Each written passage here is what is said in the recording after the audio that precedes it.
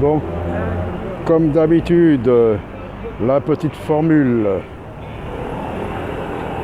Bienvenue à tous. Donc voilà, j'ai reçu un message, une sœur qui me disait, bon, elle me parlait, puis elle me dit, ah, j'ai le moral là en ce moment.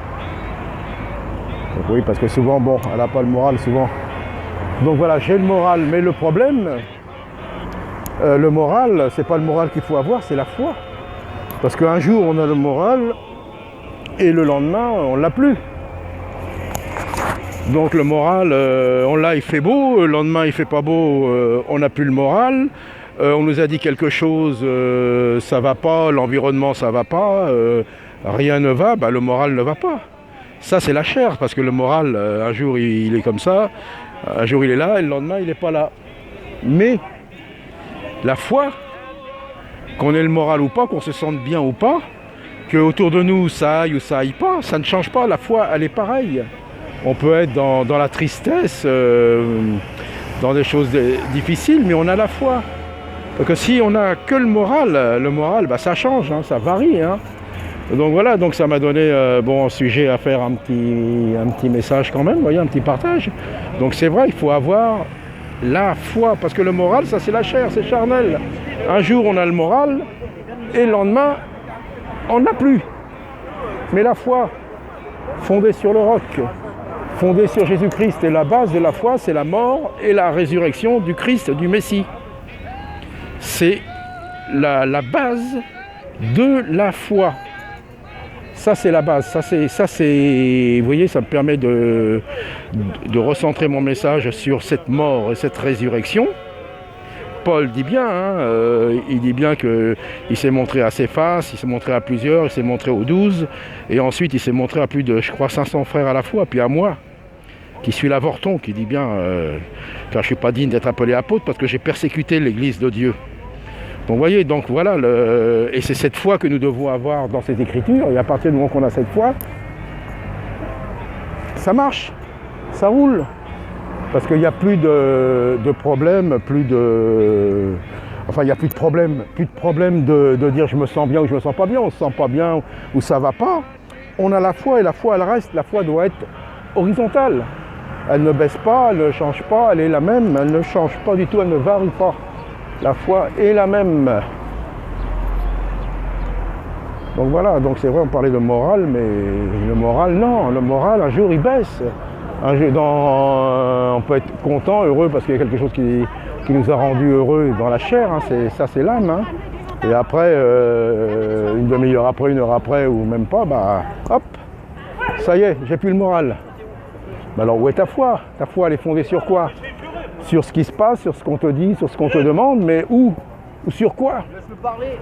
Sur le roc. Sur le roc, et le roc, c'est Jésus-Christ. Et le roc dans la parole, c'est ce fondement de cette mort et de cette résurrection. Voilà le fondement de la foi. Donc c'est vrai que je parle beaucoup de foi. Moi, je ne suis pas un grand homme de foi. Hein. Ça n'a rien à voir. Hein. Mais il faut,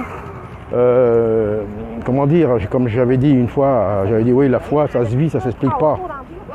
C'est vrai que ça se démontre, donc la foi par rapport les œuvres et puis la foi, donc quand on a la foi, elle doit se manifester par les œuvres, sans que ce soit les œuvres qui nous sauvent, parce que c'est pas les œuvres qui nous sauvent, c'est la grâce de Dieu, mais une fois qu'on a la foi, il en découle des œuvres. Hein.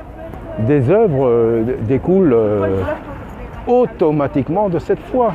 Si on n'a pas cette foi, si, admettons, on dit voilà, j'œuvre pour le Seigneur, j'œuvre avec le Seigneur, parce que là j'ai le moral aujourd'hui, ça va bien, alors je le fais. Et puis après, le lendemain, ah non, je me sens pas bien, non, ça n'a rien à voir. Un disciple ne s'embarrasse pas des affaires de la vie. Hein. Il plaît à son maître, il sait que son maître pourvoira, hein, donc ce qu'il ressent ou ce qu'il voit, ce qu'on lui dit ou ce qu'on lui dit pas, ça n'a aucune importance. Aucune importance, c'est la parole. C'est la parole de Dieu, c'est la parole de vie. Donc voilà, donc ce petit partage, c'est pour ça, parce que le moral, non. Le moral, là il fait beau là aujourd'hui, là. Alors on a le moral. Puis demain il va pleuvoir, bah j'ai pas le moral. Bah voilà, alors non, ça n'a rien à voir. Ça n'a rien à voir avec le moral, c'est la foi. La foi ne change pas, la foi elle varie pas, au contraire elle doit augmenter. Et qui est-ce qui est le rémunérateur de la foi? C'est Jésus-Christ. Qui est-ce qui peut nous augmenter cette foi? C'est Jésus-Christ. Vous voyez, tout passe par Jésus-Christ. Je n'ai rien d'autre à vous dire. Vous voyez, je reviendrai toujours à Jésus-Christ. Le seul et l'unique chemin, c'est lui. Il m'a sauvé, il m'a béni, il m'a délivré de la timidité. Donc, et encore, c'est pas encore assez. Ah non, je suis pas assez audacieux pour la parole de Dieu. Mais on apprend tous les jours et on se perfectionne tous les jours. Tous les jours pour le Seigneur, voilà. Donc le moral, non, c'est le monde, hein, le moral. Ah là là, le moral, il fait beau, là, ça, je me sens mieux. Ah, il fait pas beau, je me sens mal. Ben non. Non, c'est pas ça. La foi n'a rien à voir avec le temps, avec les circonstances, les situations. La foi, elle est hors du temps. La foi, elle est basée sur cette parole de Dieu, sur ce Seigneur Jésus qui est merveilleux, sur ce Christ qui peut tout. Sans lui, nous ne pouvons rien faire. C'est lui qui nous l'a dit. Donc voilà, c'est la foi dans les Écritures. Donc voilà. Donc bonjour messieurs, dames, que Dieu vous bénisse, que le Seigneur vous bénisse madame. Venez à Jésus-Christ, le Seigneur est tout puissant pour vous sauver aujourd'hui. Il est temps de venir à lui, peut-être c'est le dernier message, on ne sait pas, mais Jésus est vivant, Jésus est ressuscité. Croyez en lui, croyez à Jésus-Christ.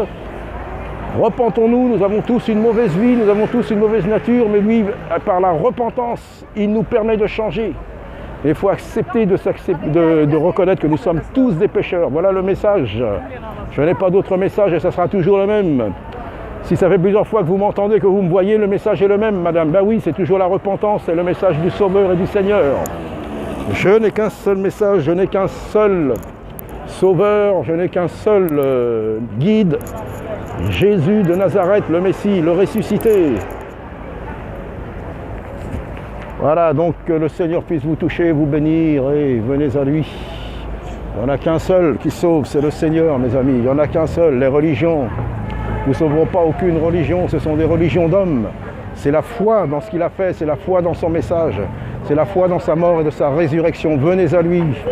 Que Jésus vous bénisse, madame. Que le Seigneur vous bénisse, monsieur. Que le Seigneur vous bénisse. Venez à lui. Venez à Jésus-Christ. Toujours le même message.